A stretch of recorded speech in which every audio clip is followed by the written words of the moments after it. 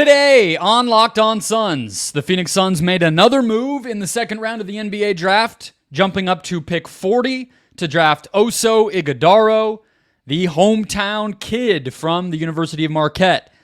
I'll break down his game, give you my final Suns draft grade for all the moves they made this week, and summarize what exactly this roster looks like after the first and second rounds.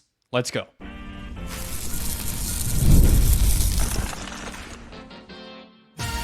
You are Locked On Suns, your daily Phoenix Suns podcast, part of the Locked On Podcast Network, your team every day.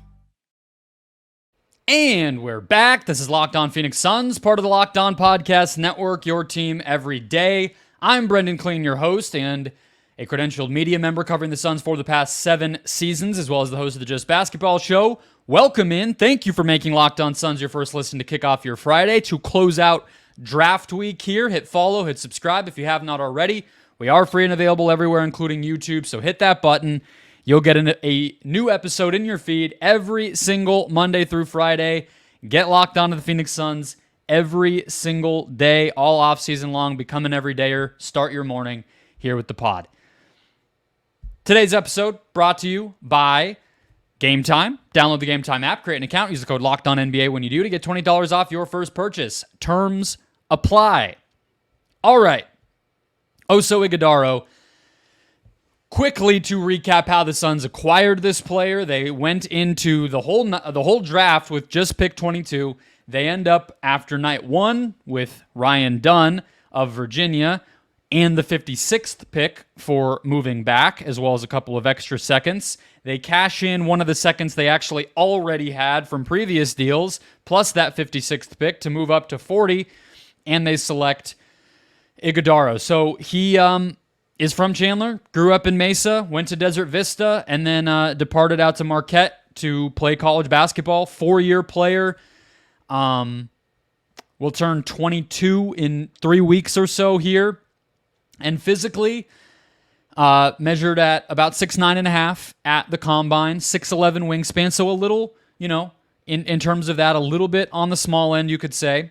But somebody that, nevertheless is a center, I think, in the NBA. He is going to play the center position. I'm trying to get his weight at the combine, and I will have to, here we go. Okay, not there. That's all right. He is 222 pounds. In college, he was listed at 205. So maybe he's put on a little bit of muscle. That's one of the knocks on him as well. But let's start with the positives before we get to the physical profile and sort of the defensive questions. I also have a comp for Ighodaro. Not so much because I've studied the dude a ton, but just to kind of get your mind going in the right direction. But the offensive feel is far and away the thing that makes this guy a prospect worth drafting. He was a legitimate hub for Marquette. Coincidentally, played alongside a guy we thought, we guessed for most of the draft season might be headed to Phoenix, which was Tyler Kolek at Marquette. And they had a great synergy.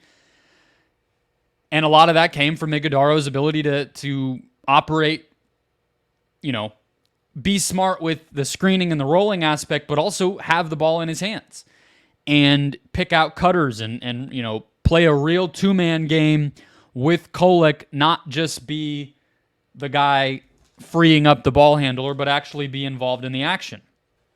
He had last season as a senior in total 105 assists and just 64 turnovers. The previous year, that ratio was even better. He had 119 assists, just 58 turnovers, which was good for a better than a 2-to-1 ratio. And that's, there's point guards. There's young point guards in the NBA and in college who can't clear that. And again, per 40 minutes, 3.5 assists. So it's not like it was a tiny volume there. So feels there.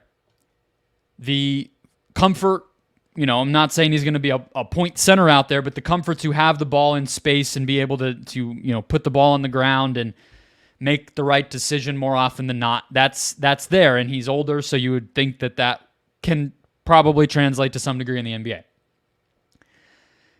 It honestly, this is a conversation to have as the summer keeps rolling. I'm not going to talk too much about the big picture right now, but I would say, frankly, getting Ighodaro as one of the guys that's a backup option here kind of makes me feel more like the Suns are going to keep Jusuf Nurkic, if I'm being honest, because you could just very easily see the things that Nurkic is good at, Ighodaro is in large part also good at. So there would be some continuity from starting to back up in a scenario like that. The Suns told us they were keeping all their starters, and so maybe take them at their word. We'll see, but he has some similarities is the point.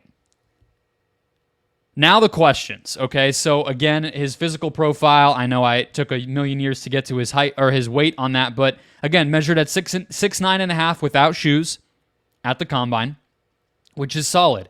Considering that at Marquette, he was only listed at 6'9" with shoes. This is a good measurement. If he's in shoes in the NBA, which, they play in shoes in case you forgot, he'll be like 6'11", maybe 6'11 and a half, closer to 7 feet.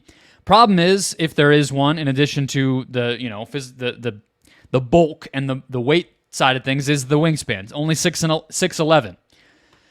You compare that to, let's talk just some of the guys that, for instance, were available in the Suns' range of the first round. Kel'el Ware measured at 6'11 and 3/4 without shoes, so a little taller, but a 7'5 wingspan, And so, frankly, a better kind of funny thing to compare this to is Ryan Dunn, the Suns' first-round pick, has a 7'1.5" wingspan, which is about 2 inches longer than the center that they just drafted. So, hey, for all I know, maybe Ryan Dunn's going to play some center when all this is said and done. But that's kind of the situation, right? So I think defensively, it's not that you look at a lot of smaller guys and it's like, oh, they can only switch. No, I think he's tall enough, he's long enough, his athleticism is good enough that he will be able to play some drop coverage. He will be able to play different ways as a defensive player at the center position, from what it seems like, and he did that at Marquette. His block rate was fine, not scary bad or anything, but also not elite. So we'll see. That's going to be the side of the floor that I think is the biggest issue for him. He also doesn't shoot threes or anything like that, so the playmaking, the feel, the finishing, those have to really be top of the top in order for him to make a difference on the offensive end. But if he can, and he can stay on the floor, you could very much see the mobility, the athleticism, the feel, the passing, the playmaking, the chemistry he could develop with a lot of players on this roster being a positive. But again, post defense, defensive rebounding against, if that was a question against Big East competition, you're talking about in the Western Conference, it's Rudy Gobert, it's Karl Anthony Towns, it's Nikola Jokic, it's, even Derek Lively now. That is, it's Anthony Davis. That's going to be a challenge. My comp to get there before we jump to grades for all this, A grade for all of this, is just, again, from reading, from watching some stuff in the few hours since the draft wrapped, it feels like a more recent example. I don't think Al Horford makes a lot of sense. I know young Al Horford was more athletic than this version where he just spaces the floor and makes threes, but I thought of Trace Jackson Davis from, I believe he went to Indiana, right? He's with the Warriors now, of course, and a little taller, couple inches taller than Ighodaro is. So that goes a long way, of course, but somebody who may not be an elite rebounder, may not be, has some ways you can exploit him on the defensive end and can't shoot or anything, but he carved out a niche with Golden State pretty quickly and was able to get some minutes, be productive, looks like a role player, looks like a rotation player in the NBA. He went in the 50s last year, so, somewhat of a similar pedigree as well. So we'll see. He feels like somebody who could excel at Summer League just because anyone who has feel in Summer League just kind of pops because they're not making mistakes and running around like lunatics like some of the guys are. But this is a real team now for Summer League, so it'll be a nice chance to see all these guys.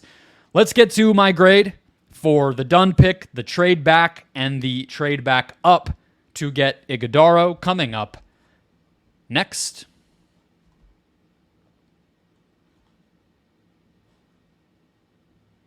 First, today's show brought to you by the Gametime app, my favorite place to buy any ticket that I need. Gametime is an authorized ticket marketplace of Major League Baseball, which makes getting tickets faster and easier. Prices on the Gametime app even go down closer to first pitch that it gets. I love baseball during the summer. I think that's the most obvious thing I've ever said, but the D-backs are getting it back together. Hopefully can put a little bit of buying together around the deadline and make it even more worth our while. But Gametime's the place to be no matter what you're going to. Concerts, comedy, theater, more. Plus, of course, wonderful sports. They also have upfront all-in pricing, views from your seat, photographs in the app, and a whole bunch of deals all the time. Take out the guesswork when you're buying MLB tickets this summer with Gametime. Download the Gametime app, create an account, use the code LOCKEDONNBA for $20 off your first purchase. Terms apply. Again, create an account, redeem the code LOCKEDONNBA for $20 off your first purchase. Download Gametime today. Last minute tickets, lowest price, guaranteed. Okay, let's dive into my grade. So, to recap, the Suns opened the draft with the 22nd overall pick, and that's it. They lost their second round pick for tampering with Drew Eubanks last summer. Oops. So they did not have a second. We get to midway through the first round. They trade back from 22 to 28. Denver selects another local kid, Day'Ron Holmes, with the 22nd overall pick. The Suns get the 28th pick where Denver originally was.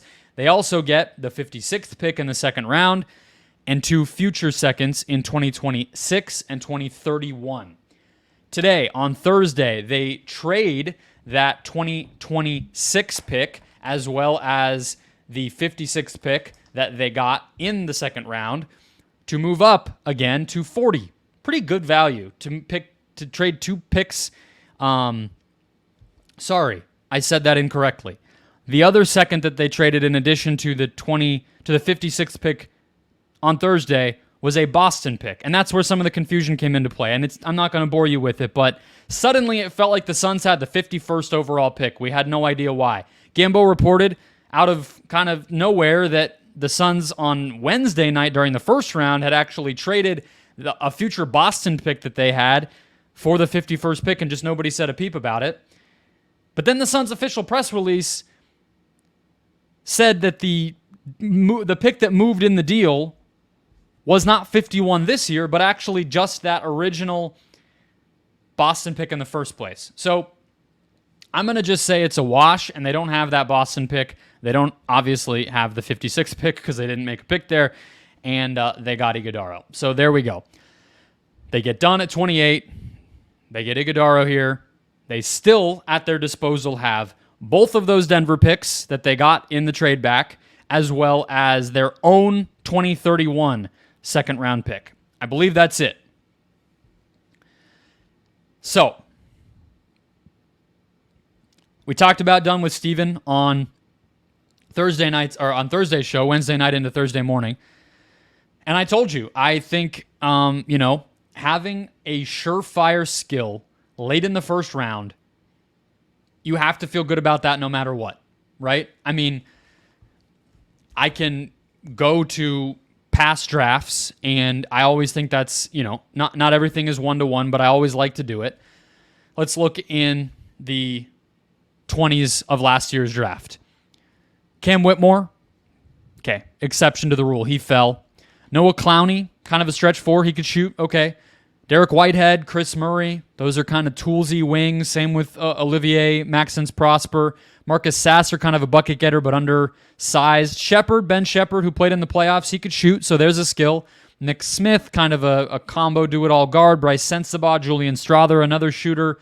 And then Kobe Brown, kind of another do-it-all guy. So I don't look there and see any one skill that's as good as what the Suns got in Dunn's defense. Now, the offense is just as big of a question, but it's a bet, right? It's a bet that whether it's maybe playing some small ball center, at least on the offensive end, and having spacing all around him, or it's, developing as enough of a spot-up shooter, but maybe, facilitator, screener, kind of creative offensive weapon allows him to stay on the court. Enough. You're not talking about, Dunn being a starter anytime soon, but can he do that stuff? And the starting point is good. With Ighodaro, I just broke down his game, but let's do the same exercise. I mentioned Trace Jackson-Davis. That is a unique example, but big men in the second round who have made an impact, we got to be honest and say that it is kind of a crapshoot, right? You're talking about, who even got drafted last year? Ryan Rupert from Portland killed the Suns in that one game. Hunter Tyson, not so much of like a center, but a forward, didn't really play for Denver last year.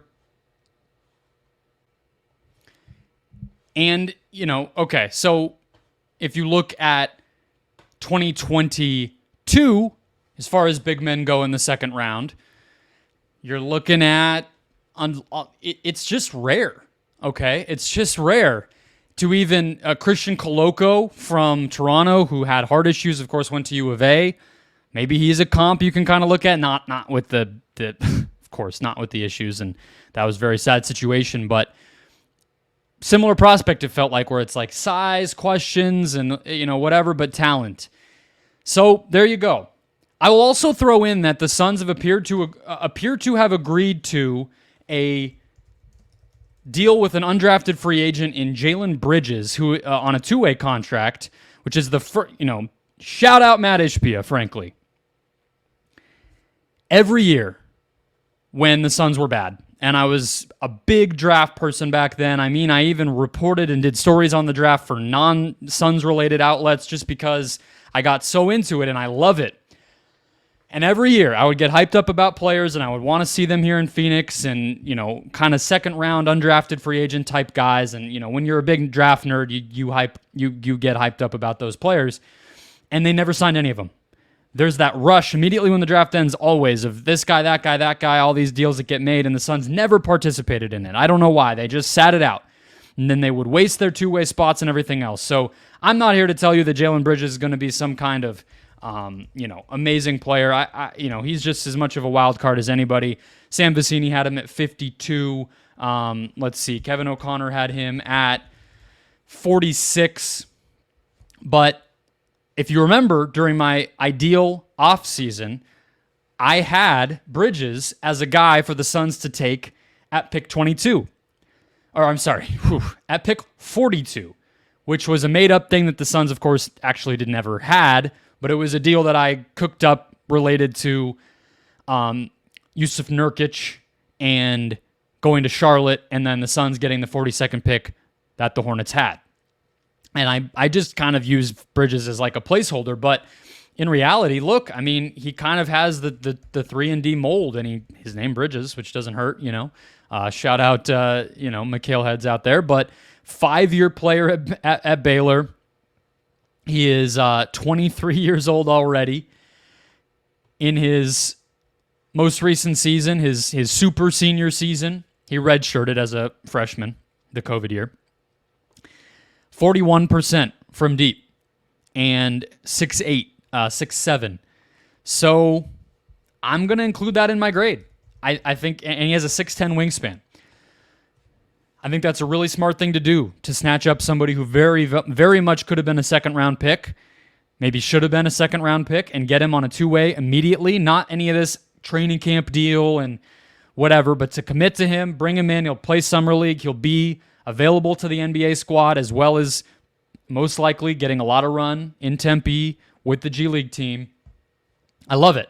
So that's not going to sway the grade to a whole letter or something, but another nice little thing. So I'm going to go with the B+ here. I think, and I'm really looking at this in large part from a value standpoint and from a need standpoint, right? We know that the Suns needed wing and center depth. They would have liked to have a point guard. Maybe my grade will change in hindsight if they are not able to get a playmaker, which they want in free agency, or if they get a kind of a weak option there. Maybe I'll look back and say it would have been good to have Kolek, but look, they clearly liked Dunn a lot. He brings size on the wing and point of attack defense against guards and forwards. Bridges provides another bite at the apple to do the same thing. And Ighodaro, I see him probably more as you're not going into the season saying he'll be your backup center. But I've been saying for a while now that part of the Suns' issue last year was not just that Eubanks didn't pan out, but it's that Eubanks was all they had, right? Even when Ayton was on the team, it was going to be Ayton and Eubanks. Now they have another guy, and I would imagine they'll add another one in free agency, somebody on the minimum, maybe in a best-case scenario that's like an Andre Drummond, maybe in a worst-case scenario, we'll see. But I like what they did here. Value-wise, they still have 2 extra seconds out of all of this in addition to those 3 players, and addressed a lot of needs with a late first-round pick at their disposal and nothing else. So I like it. We'll see what the players turn into starting in, a week or 2 in Las Vegas. I'll be there covering the team, giving you podcasts about it all there. So it's ongoing, the grade, but I'll go with the B+. All right, close out the show. Let's recap where the roster stands now and maybe how this changes anything related to free agency. Coming up next.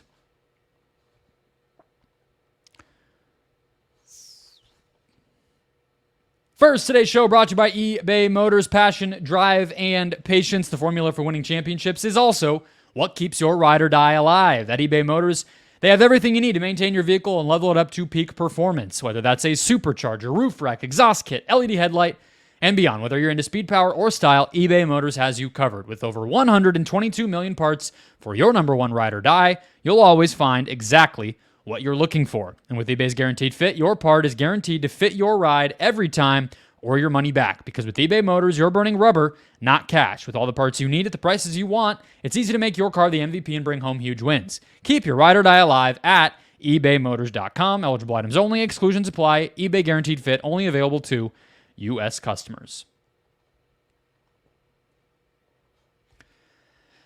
Alrighty. Roster.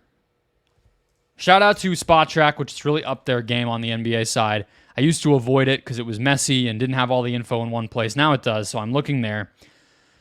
The Suns have 9 players under contract officially.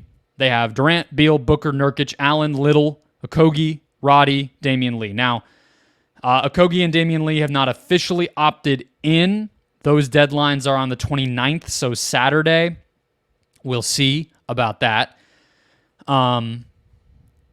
But let's count Lee in, and let's just start with Okogie. They also have cap holds for Royce O'Neal, who we expect will come back, Ryan Dunn, who is unsigned here, and then, of course, Ighodaro and Bridges on a 2-way. So they have 2 more 2-way spots left, and let's say Lee opts in, O'Neal comes back, and Dunn is on the roster. That takes us to 11 players.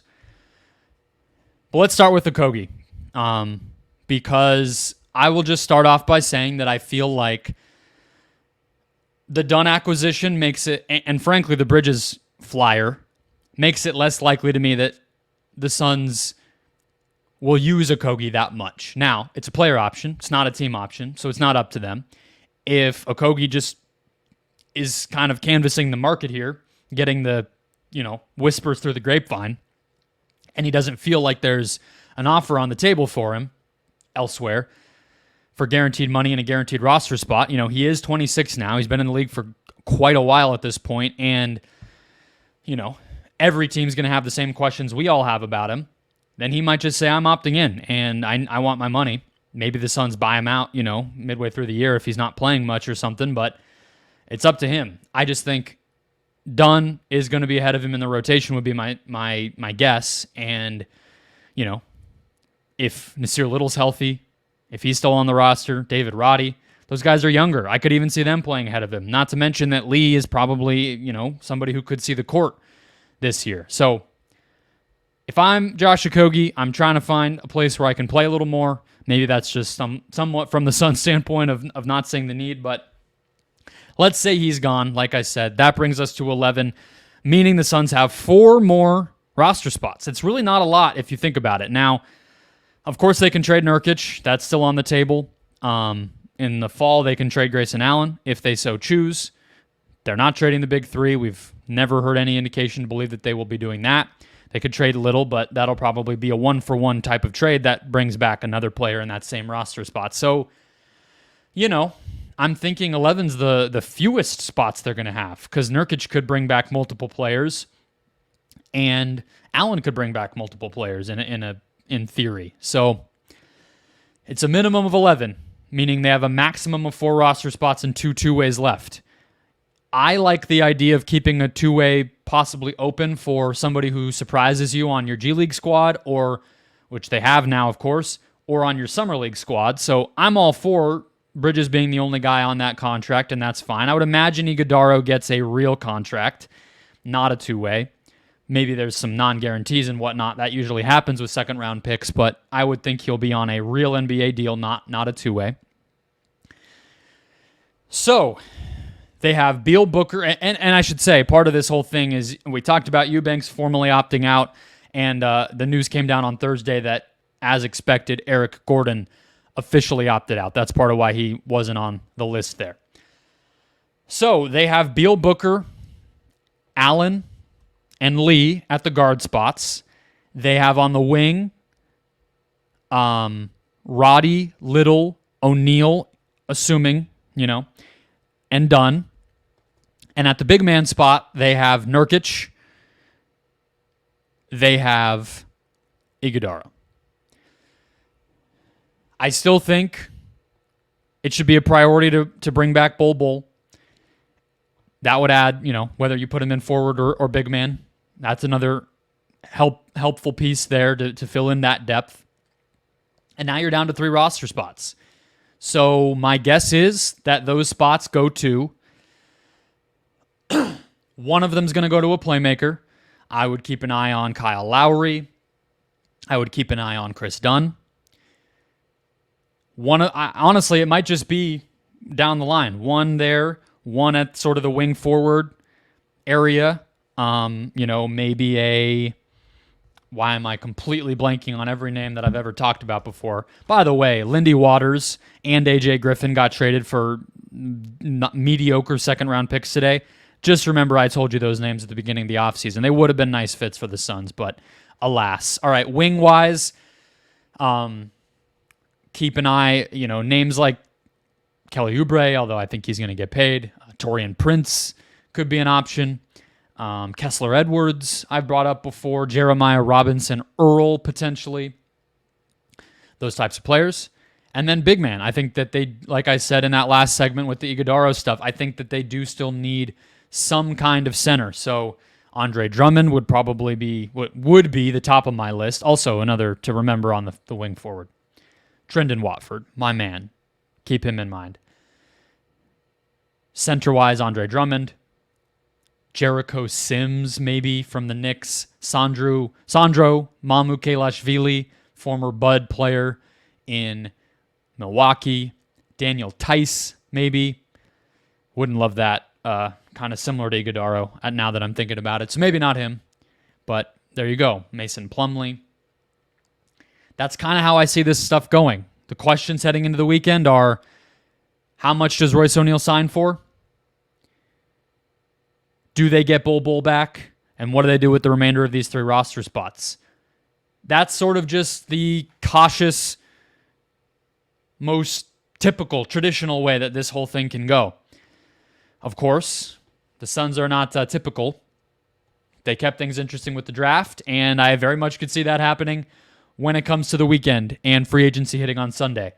The 2031 pick, still out there. Still available and eligible to be traded. Yusuf Nurkic still available and eligible to be traded. So we'll see.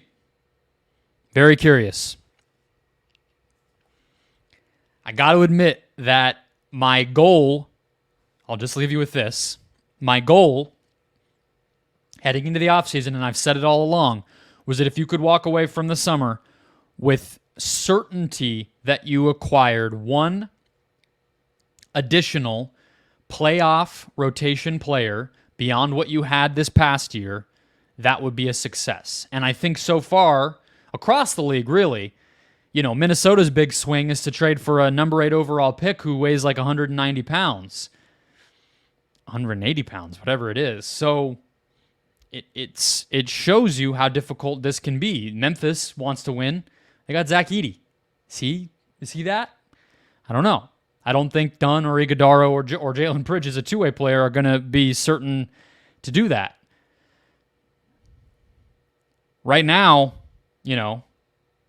is Chris Dunn that guy? Is one of those wings that guy? Is Andre Drummond that guy? Certainly could be. But, we're sort of one big step into the offseason now, and that has not happened. So I would expect we have not heard the last swerve on all of this. Should be fun. Fireworks as always. The NBA is super crazy. We love it. The Suns, super crazy. Depends on the day whether we love it.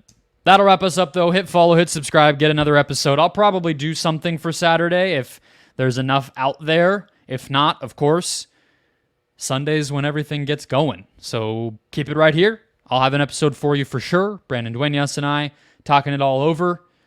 I'll talk to you then.